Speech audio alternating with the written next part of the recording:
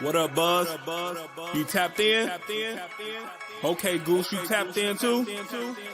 All right, Chicago, y'all tapped in? All right, boys, let's crack 'em. Feel like Mike in the fourth with the ball in my hands and I'm taking a shot. I'm the king in the madhouse on Madison, whether I make it or not.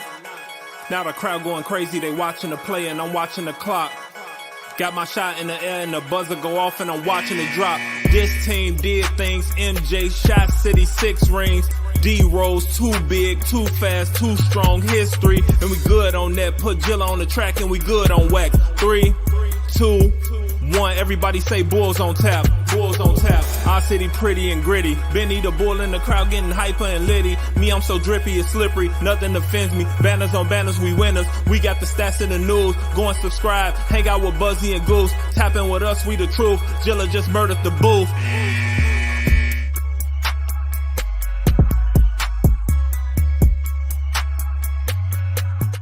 Ladies and gentlemen, welcome to Bulls on Tap. I'm your boy Buzz. I'm joined by my dude Goose, aka Bulls Scripted. We're here to recap a Chicago Bulls loss, Game 1 loss in the first round of the NBA playoffs, 93-86 to the Milwaukee Bucks. Before we get into this, be sure to go on OnTapSportsNet.com for all your Chicago sports literature and podcasting needs. Following us on Twitter at BullsOnTap, at OnTapSportsNet. Following Goose at Bulls Scripted, and me at Buzz on Tap. Anywhere you can listen to podcasts, you can listen to us, 5-star rating and review, because that's cool and tough. Also, if you are on Facebook or Twitter, just it's the playoffs. It's the fucking playoffs. Fuck that. Come over to the YouTube. Subscribe to the OnTap Sportsnet YouTube. Get into the comment section because I'm curious. I want to see what people have to fucking say here. Please get into the comments so we can actually see it.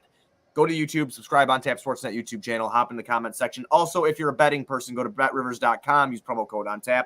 They will match up to $250 of your first deposit. Again, that's on tap as a promo code at betrivers.com. Goose, first playoff game since 2017. It started off not great, Bob. It ended, really exciting. There was a lot of things that happened in this game. A lot of Twitter fingers going off from a lot of people. Mad, and then that kind of flipping around, and the game went from ups and downs. It was a typical Chicago Bulls day, a roller coaster. So how are you feeling after that one? Feeling sick? Feeling good? What's going on with you? I don't know. I'm oddly calm. I don't know if that's – I mean, it's like a calm after a storm, not before a storm, because there was definitely some thunder and lightning towards the end of that game. I guess maybe I'm just kind of relishing the moment of actually enjoying and being in a competitive play. Like, we started getting blown out, and it was like, oh, shit. Oh, God, this doesn't feel good. I don't like this. And then, most fans hung in there. I didn't see if you quit right away. I hung in there. I had a feeling that, we were going to recover from the punch in the mouth. Yeah, I didn't quit right away. I did put I had a tummy ache, and I put the Adam Sandler what is that movie, The Wedding Singer, or the Somebody Kill Me Please, because it's starting off and it's funny because you and I do this show and we have a lot, I feel very blessed. We have a lot of people that watch this and tune into it and talk with us. So I'm getting text messages about, oh shit, the Sox lost today, now the Bulls are getting their ass whipped. Are you all right? And I'm like, I don't know. I don't know. Check on me in an hour. Yeah. I don't know, man. I don't know if I'm okay. So yeah, I wanted to ride in there though. I mean, I watched from beginning to end for sure. I got frustrated. I felt good at times. But we're going to get into all of this. Just initial thoughts, man. Initial thoughts from tip off to end buzzer. Where are you? Tip off to end buzzer. I think if you just want general thoughts, I think all three of our stars, maybe we only have two. You put up two. We're gonna go with two. Vooch is, half a star. I just thought of The Longest Yard. It's a good movie. It's a great movie. When you have your 3 stars shoot 33% from the floor and you're this close to being in a game, it's hard not to feel at least somewhat good. Like, you played this shitty. You found something defensively after getting punched in the mouth and going down 16 points to where maybe you can make this team uncomfortable. Maybe you can force them to make shots, which multiple times in series with them, in games during the series with them, rather, we've seen both teams have struggled to shoot. It becomes more of a defensive matchup. Yeah. And the Bulls, I think, have the grittiest defensive player in that scenario in Alex Caruso, although he took a shot to the face at the end of the game here that I'm hoping he doesn't have an orbital bone fracture from Bobby Portis. I'll tell you what, man, Bobby Portis, that dude is loved in Milwaukee. And, we liked him here. We did. But, I mean, I tell you what, he found his place. I hate that Milwaukee is won a championship and is very good because they're in our division, everything like that. But I have to just throw out there, like, I'm kind of happy for that guy finding a place to be. I'm happy for Bobby, and honestly, I was happy for Giannis before he, started playing us in the playoffs, because then I remembered, like, oh yeah, no, that's the guy that shoved Dunleavy into the third row for us demolishing them in a game 6. And now he's demolishing us in the first quarter of this game. And I remember why I hate this guy. And then there's a lot of plays tonight, especially in the first, where he just literally like picked Pat up and moved him. And then got the entry pass and threw it out to Robin Lopez. I was like, did anybody else? You're supposed to watch this. Like, I feel the officiate. Listen. I get it's the playoff. It was Tony Brothers' crew, all right, and I'm not gonna fucking try to get into the whole like, oh, the Bulls lost this game because of fit. I can't. I just can't. No. It was both ends. Both ways were shit. Right. Both ways were really, really bad tonight. But there's something that you kind of touched on there that I just want to touch on immediately before we start getting into number breakdowns here. Yes, they had a valiant effort. Yes, they came back from a beatdown. Milwaukee will not play like this again in this series. They are one of the best offenses in the NBA. And the Bulls defense. We did this to them the first game of the season to them. Yeah, but this is not the regular season. No, it isn't. And that's the thing. But you don't think that this gives this team confidence? Obviously, this team didn't have confidence coming into this. Pat looked like a puppy. Io played this basketball game. Yeah, so that's funny. I wrote an article about my 2 X factors because, NBC Sports Chicago put one out and they picked Kobe White. Like everybody and their mother is going to pick Kobe White to be an X factor. If Kobe White's hitting his fucking shot, then we're going to have a good time. He almost was the X factor tonight. Right. If he's hitting a shot, we're going to have a good time. I picked Pat and Io because I figured they were going to be getting minutes in this playoff rotation, and both of them fucking come out laying egg on me. I mean, and Io really didn't get that much of a time to shine. He got run when DeMar or Levine needed rest. That is when he got run. It was Zach in foul trouble, but he didn't really take advantage. We didn't see him get out in the open. We didn't see him defensively really make any changes. He just kind of didn't impact the game at all. He wasn't a negative. He just disappeared. No. If you didn't watch the game, you wouldn't have known that he actually played. Right, and this is another big thing. I just have to throw this out here. And this is a good dude, a good buddy of, well, I'll say good buddy, whatever. He's in our fucking stream all the time. Jeremy Munoz over here on YouTube. Follow his lead. Go to the YouTube, please. But he said bad coaching. I'm sorry. I have to disagree, and this is where I disagree on this. And you can feel free to disagree with me, Goose. Anybody in the comment section, feel free to disagree with me. Yes, play setups and stuff like that. Billy Donovan, I questioned a couple times tonight. Okay. But what I'm not going to sit here and keep doing is I don't think Billy is just blowing smoke up the media nor fans' ass when he says multiple times this year, these guys need to move without the ball. There's too much ball watching. We've heard it a million times from Billy Donovan. Unless he's getting out there and he's literally punching one of his players in the back of the fucking head, it's not going to change that. Number one. Number two, Billy does not control these guys diving in after loose balls out there. They know what they need to do. Why do you think Javonte does it? Because Javonte knows that's a huge part of what needs to happen in a game. And not just because he's a great at it. It's because he knows, okay, loose balls equal usually getting us another possession, which hopefully will get us a basket. Same with Alex Caruso, who does the same thing. We have to stop blaming Billy Donovan for underperformance of players because Billy Donovan didn't shoot 6 for 25 tonight. Billy Donovan didn't shoot 6 for 19 tonight. Billy Donovan didn't fucking tell DeMar DeRozan when Vooch tied the game to not go back to Vooch and to go to the rim against Giannis. He didn't do that. So we need to fucking pull the brakes here for a minute. These are grown men. That's what they are. They have confidence in themselves for sure. But we can't blame Billy Donovan for mental lapses or judgment calls out there on the basketball court. It's just period. End of story. I mean, do I think Billy's the number one coach in the NBA? No, I don't. Do I think there's better coaches than Billy Donovan in the NBA? Yes, I do. But I'm not going to fucking blame the loss on Billy Donovan here tonight. And that's not, and Jeremy, just so you know, I love you. It's not just at you. There's a lot of people saying that. I just want to put my opinion out there. Goose, go ahead before we get into the whole breakdown. As much as I agree with a lot of the things that you just said, because there are things that Billy cannot control, things that Billy can control are using his fucking challenge somewhere to either save Zach LaVine from that charge that was not a charge where Middleton was clearly moving, using it to get another foul on Giannis, either on the charge that wasn't called on DeMar, the piggyback ride that he took on Patrick Williams.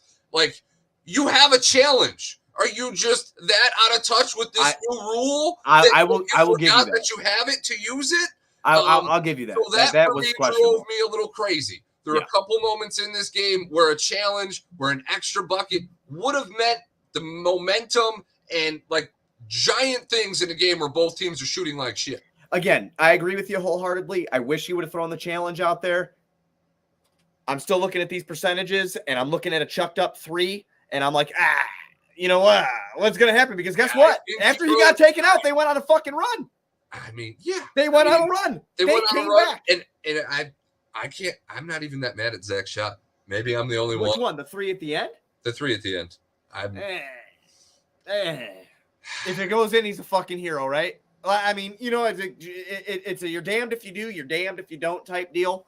Again, I just wanted to preface, you know, like anybody who has Caruso was getting oxygen, man. He gave us the first 6 minutes of that fourth quarter just being completely disruptive and destroying people 10 times his size. Like, that was David versus Goliath right in front of our eyes. So he needed a breather. It's just there was a couple questionable things, man. There was a couple questionable things. I get we don't need the shot from Zach, Shy Sports fan.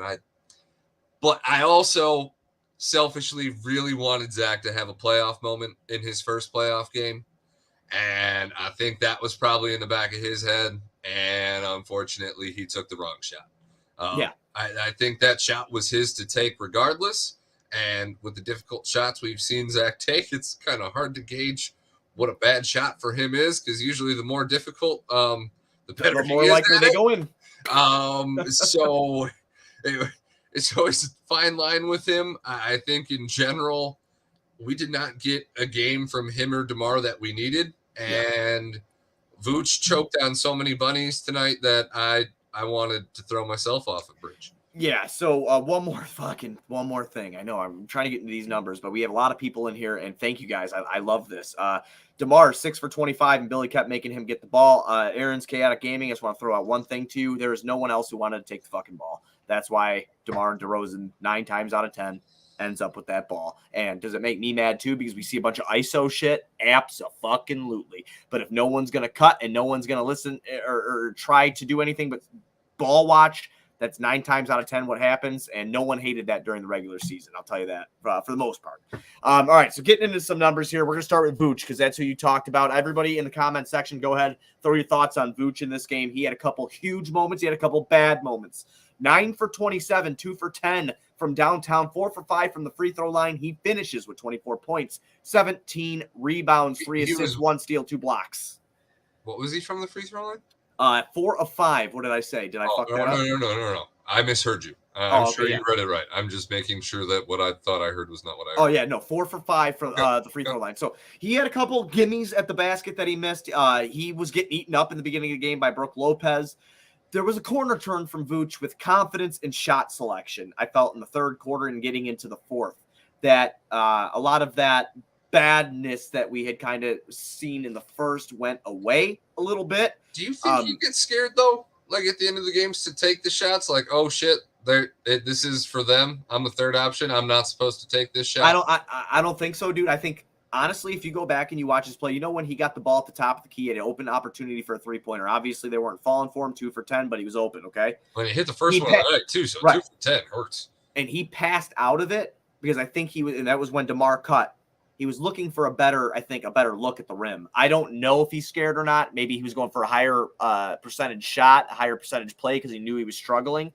I don't know. But Vooch, did a couple things in this game that brought us back today, even though he played rather poorly. But he did have some defensive moments too, where I have to give credit where credit is due.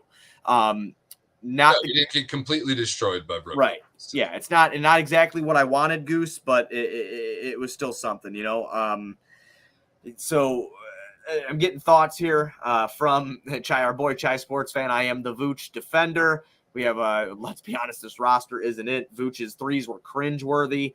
Yeah, I mean, again, it wasn't everything that we wanted.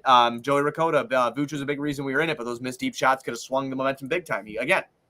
Big-time players make big-time plays. If I could steal a Stacey Kingism real quick. I mean, Vooch really got to reset his three-point percentage that was horrible from the regular season, and he is now even worse at 20%. Yeah.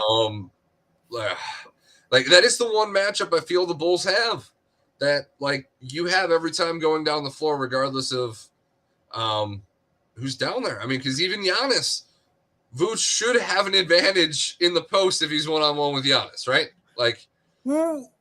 Yeah, I mean, Giannis got a 7'3" wingspan, and I think he might be God. Like, with how he jumps out of the fucking gym, I don't know, because Giannis is a unicorn, man. I don't know if Vooch has an advantage over Giannis. He might be stronger, but I don't know if he's. I don't know. When Brook Lopez is on the floor, the Bulls have an advantage with Vucevic. And they need to exploit it. And they need to play a little more inside out. And I do want to see a little less of quick trigger shots from DeMar on a night where you're not shooting lights out. Because I get desperation situations, lean on DeMar a little bit. But these early shot clock shots early in the game where he's just bricking back iron without a single pass being tossed out there, it's ugly. When it's working, it's beautiful. But when you're bricking back iron and not passing the ball at least once, that's tough to watch. I agree. I do agree. Let's get into Zach. 6 for 19, 2 for 10 from downtown as well. 4 for 4 from the free throw line, 18 points, 10 boards, 3 assists, 1 steal, 1 block, 3 turnovers, 5 personal fouls. Zach LaVine started the game off timid, then started to kind of find his rhythm. In the third a little bit, I believe it was the third, he had 7 points where he had 18. I don't believe Zach LaVine scored in the fourth quarter at all tonight. I would have to go back and look at that. If somebody can tell me if he did or not in the comment section, please do. I don't remember a basket from him in the fourth. So, yeah, I mean, Zach LaVine, knee issue, whatever you want to say about it. He did show a little bit of heart, hustle, and muscle there. He tried to make something happen, Goose. Try getting it to help get his team in there. Hit some shots. He had a good, like I said, had a good third quarter. But, yeah, I mean, just 6 for 19, man, from a star player on your team. It can't happen. Not if you want to win. No, we got it from all three of our stars. So right. It's hard. We can't just point the finger at Zach, and we haven't. It's just in his first playoff game, you wanted to see something more like you got out of Anthony Edwards in Minnesota than what you got out of Zach tonight. And I don't really want to reference the knee. Like, if you're playing the game, I'm not using that knee as an excuse. You're done talking about it. Like, structurally, MRI-wise, everybody's saying you're good to go. So if you're not feeling good to go, then I guess don't play. And then that takes that out of the equation. And, yeah, you're going to get just as much, if not more, hate for not playing. But if you're not right, then that is what it is. Right. I'm not going to use that as an excuse anymore. All three of our stars tonight played like crap. And really only Kobe White showed up. Yeah, I mean, in terms of being a positive impact on the offensive end, because Caruso almost stole us this game. Right. DeRozan, we'll just kind of quickly run through his 6 for 25 tonight, 0 for 2 from downtown, 6 for 6 from the free throw line, 18 points, just like Zach. He did have 6 assists, 8 rebounds, 3 steals. He also had 3 turnovers. DeRozan was trying to force it. Drew Holiday is a kryptonite for DeMar DeRozan. We have seen that time and time again. And if DeMar breaks away from Drew Holiday, he often finds himself in the vision of either Giannis or Chris Middleton. So pick your poison, honestly. It's going to be a hard time for DeMar because he does not possess the athleticism to get past those guys, and he does not have the touch from far out to, sink some deep shots. He's going to have to try to get to his spot off of screens and hopefully hit it. He struggled a bit tonight. I do want to get into the Kobe White thing.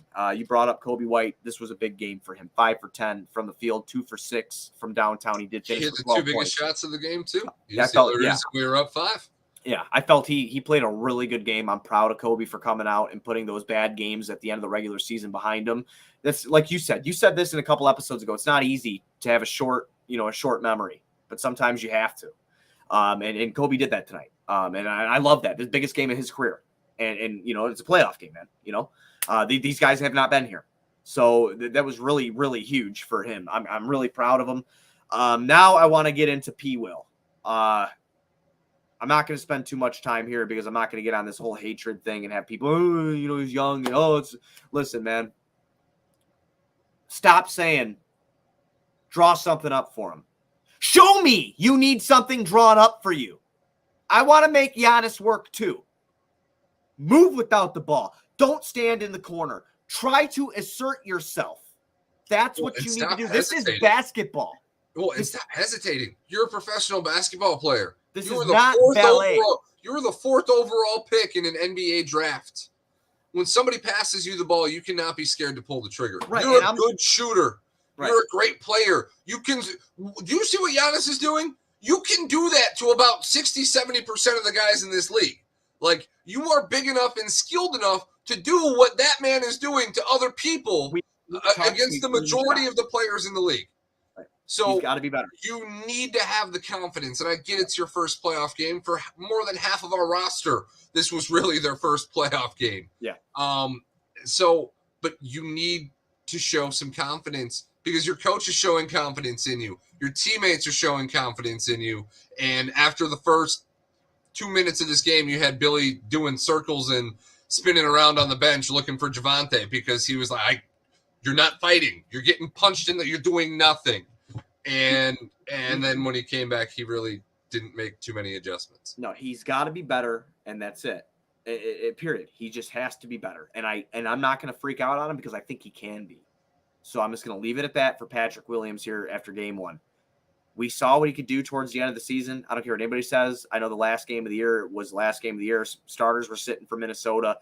It's not easy to do what Patrick Williams did in the last game, or Ayo Dosunmu for that matter, in the NBA. These guys have the talent to get the job done.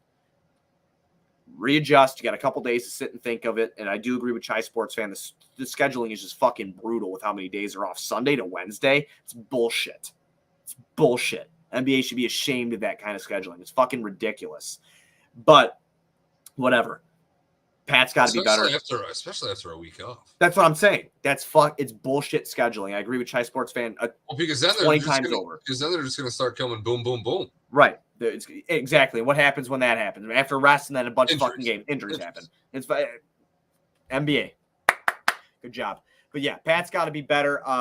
If he's not better, I know this sounds weird because he didn't do much in his time, except he did grab 2 major offensive rebounds and played Giannis all right, decently well. I don't know if that's because Giannis was in foul trouble or not, but we saw him mess with Giannis earlier in the year too. DJJ, I liked what I saw out of him a couple times. He fought hard to get that ball. He fought hard, and I appreciated that play out of him, knowing he's not 100%, like with the hand injury and all that noise. But I like what I saw out of him. I'm hoping to see more out of him.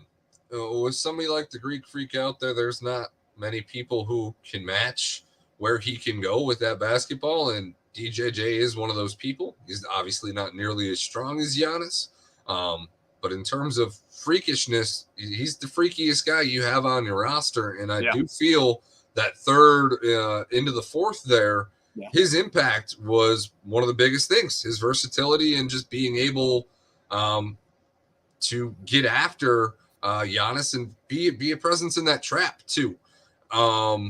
I'm hoping for a minute there, I was like, did Billy not play him all season because he was saving him as the secret weapon? That'd be fucking dope, wouldn't it? Play him more, please. Especially in this matchup because we need some freakishness on the floor. Yeah, I another thing, I gotta side with our boy again, our boy Chai Sports. Can you just tell me what your real name is so I can stop calling you that for the love of God? But I gotta side with Chai Sports Fan again. I don't need to see Tristan Thompson. Yeah, no. Billy, that was my other gripe with Billy tonight, was that segment where he rode Tristan after Giannis got back in the game. Yeah. Ugly. That was horrible. That was bad. I think he was just trying to combat it with a little bit of defense and size, but I'll tell you something right now. Tristan brings you nothing here in this series. No, let him be the motivational speaker on the bench. Yeah, let him go and challenge. Haslam. Right. Let him be Udonis Haslam.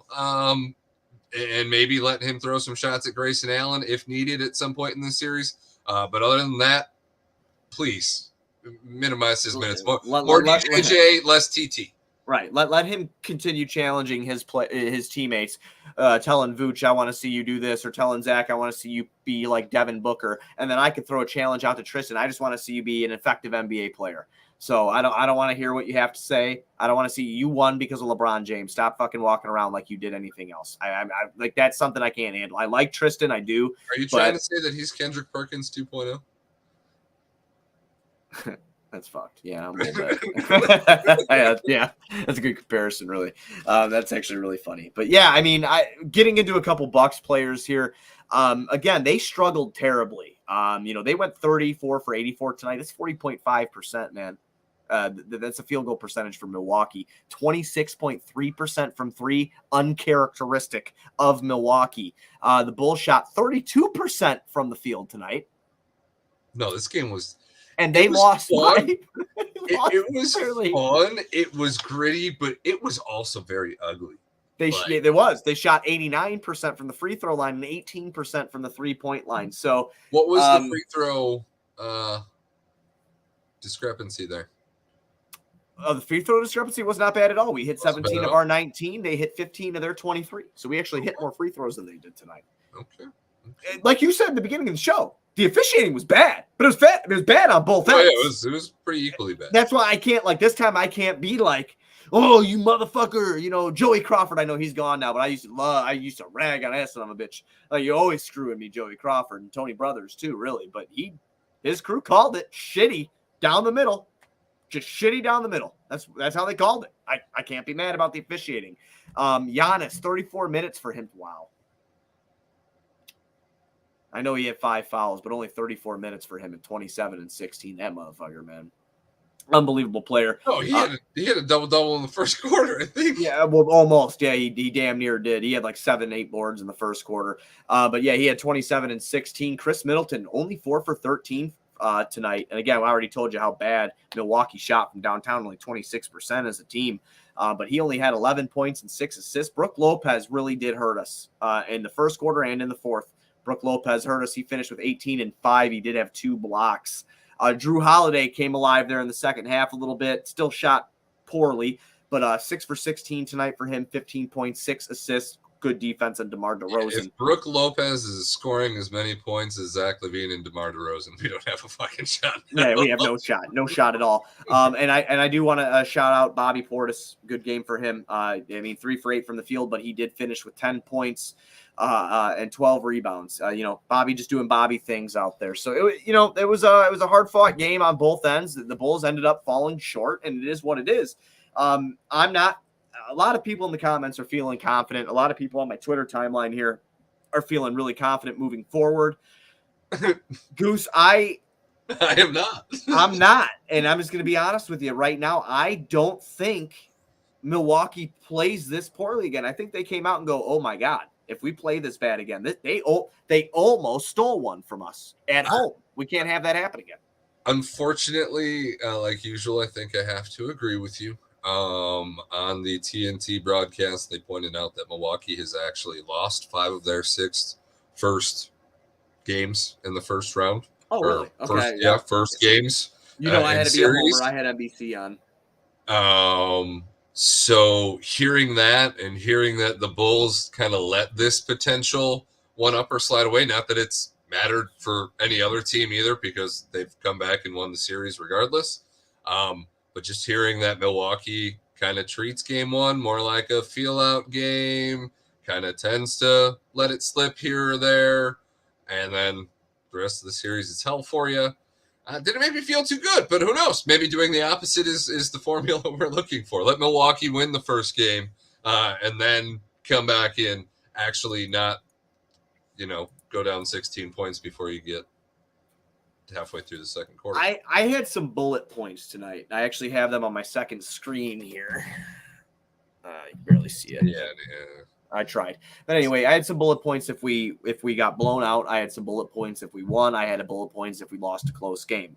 I'm going to delete this whole file right now and change my bullet points with just this last thing going in, a key to the next game, if you will. Zach, DeMar, and Vooch. Try and shoot better, man. That's it. Because if you do, I think it'll be all right time. If you do that, it's going to be a bad time. You got lucky tonight, so you need to be at the tip top of your game, all three of them, at the same time to even be competitive. Those are my only bullet points. I'm not going to sit here and talk about rebounding. I'm not going to sit and talk about Milwaukee's size. I'm not going to talk about the lack of ball movement or people not cutting. If those three want to be the guys, they need to be better on Wednesday night. All of them. And that is the only chance you have to possibly steal a win. Because even if all three of them are on fire and great, that still does not guarantee us a win. So they need to be at the tippy top of their game. They need to be a well-oiled machine as a cohesive unit. Go out there and make it happen. That's all I got. Yeah, I mean, I think that's a pretty agreeable statement.